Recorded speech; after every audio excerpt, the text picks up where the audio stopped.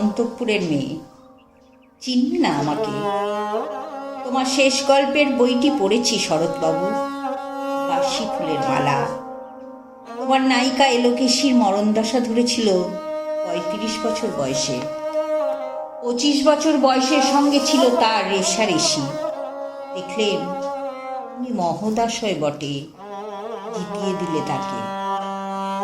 নিজের কথা বলি, বয়স আমার অল্প। একজনের মন ছুঁয়েছিল আমার এই কাঁচা বয়সের মায়া, তাই জেনে পুলক লাগতো আমার দেহে। ভেবেছিলাম অত্যন্ত সাধারণ মেয়ে আমি। আমার মতো এমন আছে হাজার হাজার মেয়ে, অল্প বয়সের মন্ত্র তাদের যৌবনে। তোমাকে দোহাই দিই, একটা সাধারণ মেয়ের গল্প লেখো তুমি। বড় দুঃখ তারও স্বভাবের গভীরে অসাধারণ যদি কিছু তলিয়ে থাকে কোথাও, কেমন করে প্রমাণ করবে সে? এমন কজন মেলে যারা তা ধরতে পারে? কাঁচা বয়সের জাদু লাগে ওদের চোখে, মন চায় না সত্যের খোঁজে। আমরা বিকিয়ে যাই মরীচিকার দামে।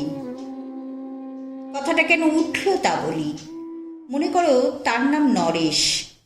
সে বলেছিল কেউ তার চোখে পড়েনি আমার মতো। এত বড় কথাটা বিশ্বাস করব যে সাহস হয় না, না করব যে এমন জোর কই। একদিন সে গেল বিলেতে। চিঠিপত্র পাই কখনো বা, মনে মনে ভাবি রাম রাম, এত মেয়েও আছে সে দেশে, এত তাদের ঠেলা ঠেলি ভিড়, আর তারা কি সবাই অসমান না? এত বুদ্ধি, এত উজ্জ্বলতা, আর তারা সবাই কি আবিষ্কার করেছে এক নরেশ সেনকে, স্বদেশে যার পরিচয় চাপা ছিল 10-এর মধ্যে। গ্যালোমেলের চিঠিতে লিখেছে লিজির সঙ্গে গিয়েছিলে সমুদ্রে নাইতে। বাঙালি কবির কবিতা কলাইন দিয়েছে তুলে, সেই যেখানে উর্বশী উঠেছে সমুদ্র থেকে। তারপরে বালির পরে বসলো পাশাপাশি, সামনে দুলছে নীল সমুদ্রের ঢেউ, আকাশে ছড়ানো নির্মল সূর্যালোক। লিজি তাকে খুব আস্তে আস্তে বললে, এই সেদিন তুমি এসেছ, 2 দিন পরে যাবে চলে। ঝিনুকের 2টি খোলা, মাঝখানটুকু ভরা থাক একটি নিরেট অশ্রুবিন্দু দিয়ে, দুর্লভ মূল্যহীন। কথা বলবার কি অসামান্য ভঙ্গি। সেই সঙ্গে নরেশ লিখেছে কথাগুলি যদি বানানো হয় দোষ কি? কিন্তু চমৎকার। হিরে বসানো সোনার ফুল কি সত্য? তবুও কি সত্য নয়? বুঝতেই পারছো, একটা তুলনার সংকেত ওর চিঠিতে অদৃশ্য কাঁটার মতো আমার বুকের কাছে বিধিয়ে দিয়ে জানায় আমি অত্যন্ত সাধারণ মেয়ে। মূল্যবানকে পুরো মূল্য চুকিয়ে দিই এমন ধন নেই আমার হাতে। ওগো, না হয় তাই হলো, না হয় ঋণী রইলেম চিরজীবন। পায়ে পড়ি তোমার, একটা গল্প লেখো তুমি শরৎবাবু, নিতান্ত সাধারণ মেয়ের গল্প, যে দুর্ভাগিনীকে দূরের থেকে পাল্লা দিতে হয় অন্তত 5-7 জন অসামান্যার সঙ্গে, অর্থাৎ সপ্তরথিনীর মার। বুঝেছি, আমার কপাল ভেঙেছে, হার হয়েছে আমার। কিন্তু তুমি যার কথা লিখবে তাকে জিতিয়ে দিও আমার হয়ে। পড়তে পড়তে বুক যেন ওঠে ফুলে, ফুলচন্দন পড়ুক তোমার কলমের মুখে। তার নাম দিও মালতী, ওই নামটা আমার।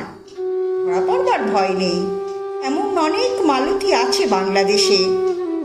তারা সবাই সামান্য মেয়ে, তারা ফরাসি জার্মানি জানে না, কাঁদতে জানে। কি করে জিতিয়ে দেবে? উচ্চ তোমার মন, তোমার লেখনী মহীয়সী। তুমি হয়তো ওকে নিয়ে যাবে ত্যাগের পথে, দুঃখের চরমে শকুন্তলার মতো। দয়া করো আমাকে, নেমে এসো আমার সমতলে।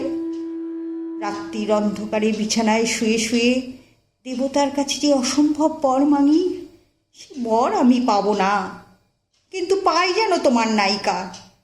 রাখো না কেন নরেশকে 7 বছর লন্ডনে, বারে বারে ফেল করুক তার পরীক্ষায়, আদরে থাক আপন উপাসিকা মণ্ডলীতে। ইতিমধ্যে মালতী বাস করুক এমএ, কলকাতা বিশ্ববিদ্যালয়ে গণিতে হোক প্রথম তোমার কলমের এক আঁচড়ে। কিন্তু ওইখানেই যদি থামো, তোমার সাহিত্য সম্রাট নামে পড়বে কলঙ্ক।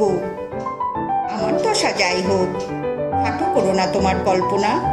তুমি তো কৃপণ নও বিধাতার মতো। মেয়েটাকে দাও পাঠিয়ে ইউরোপে, সেখানে যারা জ্ঞানী, যারা বিদ্বান, যারা বীর, যারা কবি, যারা শিল্পী, যারা রাজা দল বেঁধে আসুক ওর চারদিকে, জ্যোতির্বিদের মতো আবিষ্কার করুক ওকে। শুধু বিদুষী বলে নয়, নারী বলে। ওর মধ্যে যে বিশ্ববিজয়ী জাদু আছে, ধরা পড়ুক তার রহস্য। মূলের দেশে নয়, যে দেশে আছে সমজদার, আছে দরদি, আছে ইংরেজ, জার্মান, ফরাসি। মালতীর সম্মানের জন্য সভা ডাকা হোক না, বড় বড় নামজাদার সভা। মনে করা যাক সেখানে বর্ষণ হচ্ছে মুষলধারে চাটুবাক্য, মাঝখান দিয়ে সে চলেছে অবহেলায়, যেন ঢেউয়ের উপর দিয়ে পালের নৌকা। ওর চোখ দেখে ওরা করছে কানাকানি। সবাই বলছে ভারতবর্ষের সজল মেঘ, উজ্জ্বল রৌদ্র মিলেছে ওর মোহিনী দৃষ্টিতে। জনান্তিকে বলে রাখি, সৃষ্টিকর্তার প্রসাদ সত্যই আছে আমার চোখে। বলতে হলো নিজের মুখেই। এখনো কোনো ইউরোপীয় রসজ্ঞের সাক্ষাৎ ঘটেনি কপালে। নরেশ এসে দাঁড়াক এক কোণে, আর তার সেই অসামান্য মেয়ের দল। আর তারপরে আমার নোটে শাকটি মুড়লো, স্বপ্ন আমার ফুরলো।